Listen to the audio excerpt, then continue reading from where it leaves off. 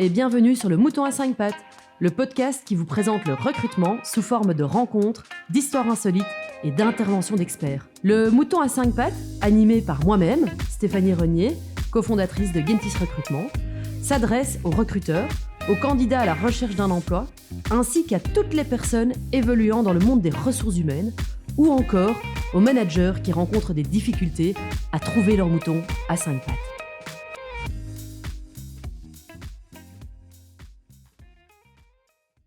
Aujourd'hui, je reçois Catherine pour un troisième épisode autour de la sécurité psychologique au travail. Bonjour Catherine. Bonjour Stéphanie. Alors Catherine, peut-être on va commencer par les présentations. Okay. Donc, si tu pouvais nous dire en 2-3 mots qui tu es et qu'est-ce que tu fais. Alors, moi je suis psychologue de formation.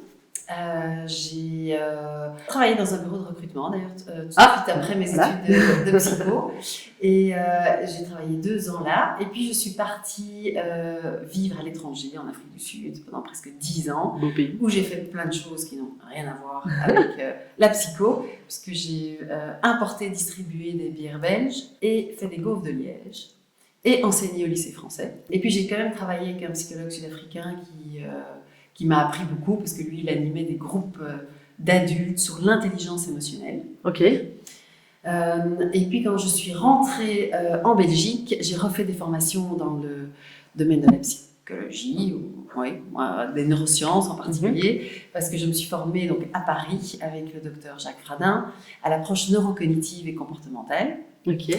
Et c'est une approche que je trouve, parce que je continue à faire plein de formations dans d'autres approches, et je trouve qu'elle est vraiment très pragmatique, très concrète, très logique. Et donc, voilà, de toutes les approches que j'ai pu explorer, c'est vraiment celle que je trouve la plus utile. Et donc, aujourd'hui, je donne pas mal de formations dans différents milieux, les managers, dans les entreprises. J'accompagne aussi des managers en individuel et en groupe sur différents thèmes, le leadership positif, la motivation, notamment la gestion du stress, la gestion des changements. J'interviens également dans les milieux hospitaliers, aussi sur des thèmes, surtout le stress, la confiance en soi. Et alors, dans les écoles, via une ASBL qui s'appelle Learn to Be, où en 2007, on a créé le programme Savoir-être à l'école. Donc, en tout cas, moi, je trouve que c'est important d'apprendre. Super important. Qui je suis, comment je me gère, qui est l'autre. Et aussi important que les maths, le français et tout ça. Mais bon, il n'y a toujours pas de cours de ça dans le programme de la communauté française. Mais donc, on a donné beaucoup de formations aux enseignants, aux directions, aux équipes pédagogiques. Puis maintenant, on commence à rentrer dans les classes. Alors, on va directement rentrer dans le sujet, à savoir, est-ce qu'on peut être soi-même au sein d'une entreprise ? Alors, c'est une question vraiment, je pense, importante et qui concerne la responsabilité et de l'entreprise et de l'employeur. Il y en a qui, donc en tant qu'employeur, qui disent non, le boulot c'est le boulot et je ne parle pas de ma vie privée et donc je ne me montre pas telle que je suis, je ne parle pas de mes difficultés parce que c'est le boulot et c'est des collègues et ce n'est pas des amis. Et donc voilà, ça c'est un choix personnel, mais je pense qu'on ne peut pas se priver de qui on est. Donc si moi j'ai des problèmes à la maison, je vais aller au travail et je ne peux pas comme ça fermer la porte à tous mes problèmes, ça va quelque part avoir un impact sur moi, même dans mon lieu de travail.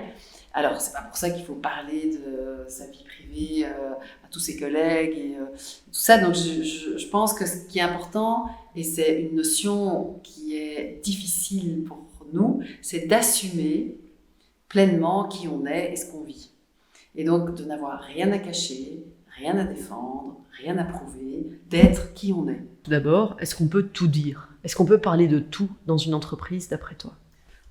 Je pense que oui, on pourrait parler de tout. Maintenant, tout n'est pas adapté. Donc, il y a des choses, il y a des moments où c'est pas adapté de parler de ça. Mais pourquoi pas ? En fait, il y a des entreprises où il y a de la place, en tout cas, pour parler de soi et être qui on est. Et pour toi, c'est quelque chose de, on va dire, recommandé à faire, que les entreprises offrent cette liberté, entre guillemets, d'être soi-même, ou bien est-ce qu'au contraire, ça pourrait être considéré comme une perte de temps, de commencer à papoter de tout et de rien, on va dire. Voilà, évidemment, s'il n'y a que des papotes autour de la machine à café, Ouais. ça va plus être très efficace.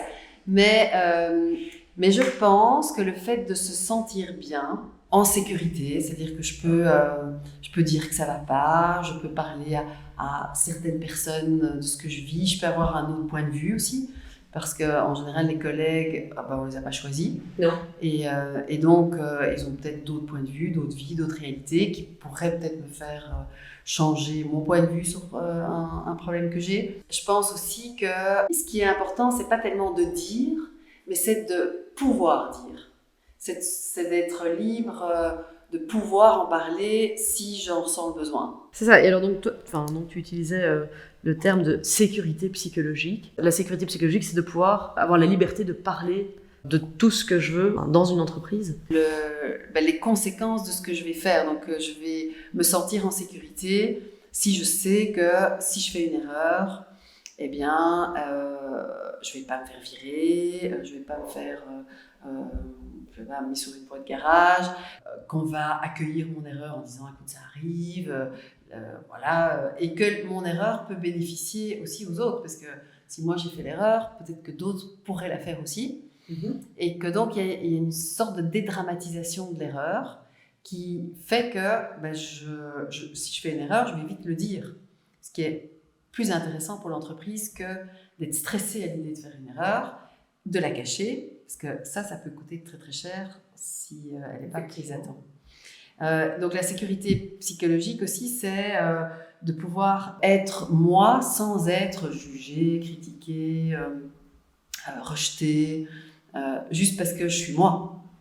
C'est ça. Et alors, en fait, comment est-ce qu'une entreprise peut offrir cette sécurité psychologique ? Parce que, en tant que chef d'entreprise, moi, je peux rassurer quelqu'un autour du fait que s'il fait une erreur, c'est pas grave. Mais par contre, au jour le jour, peut-être que ses collègues sont en train de le juger, sont en train de le critiquer. Comment est-ce que nous, on peut faire pour offrir cette sécurité psychologique à tous les niveaux ?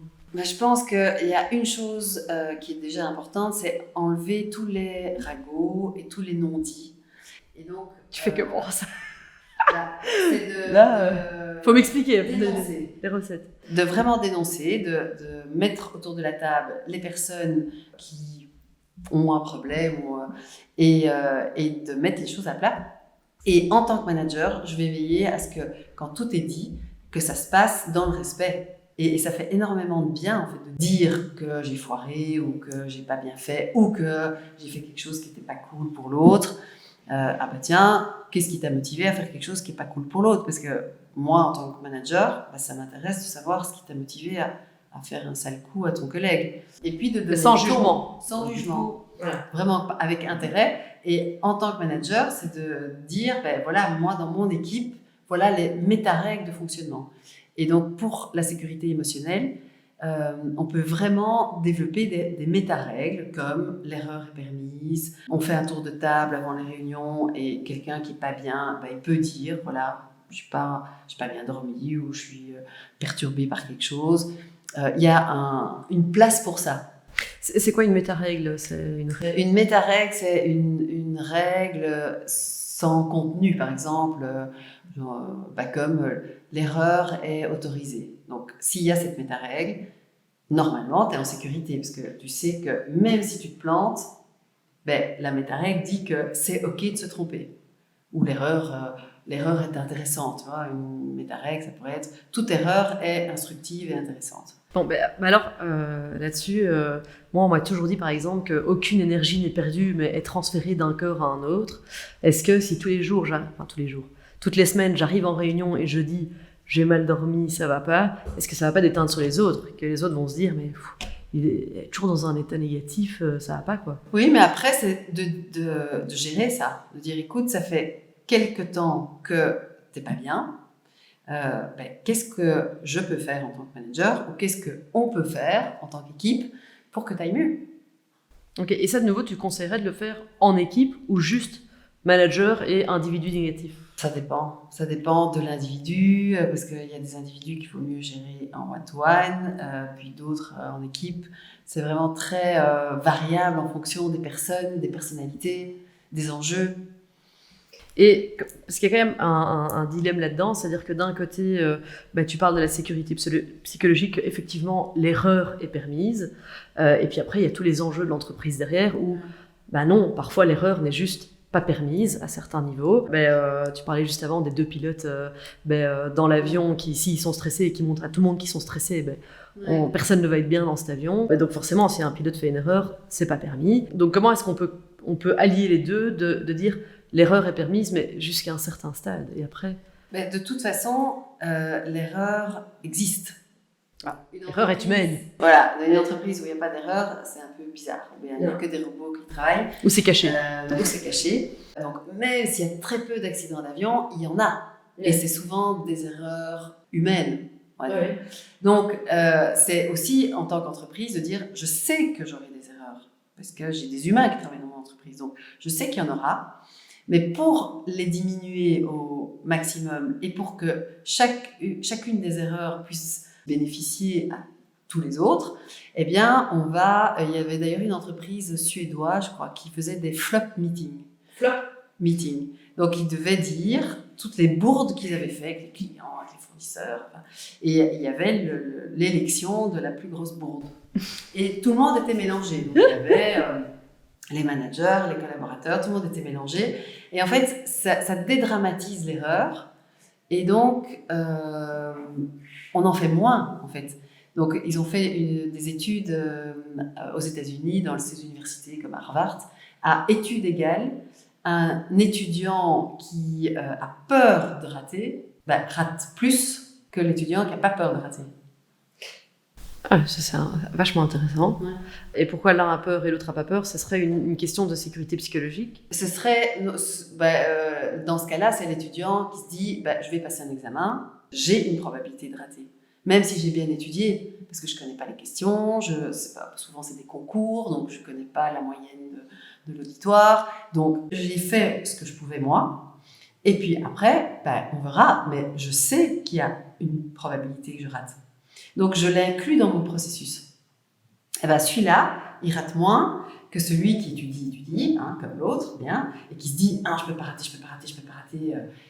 Lui, comme il peut pas rater, il se met une pression, donc il est stressé, et donc il mobilise moins ses neurones intelligents pour répondre aux questions.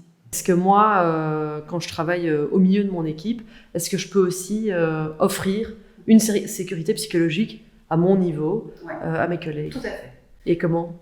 Tu peux vraiment, toi, avec ton équipe, créer une petite bulle de sécurité où les personnes qui travaillent dans ton équipe vont se sentir bien, à l'aise, et c'est un peu comme des petites bulles, ce qui se passe ici reste ici, alors que toute l'entreprise est pourrie et qu'il y a une dépression et que ça se passe pas bien.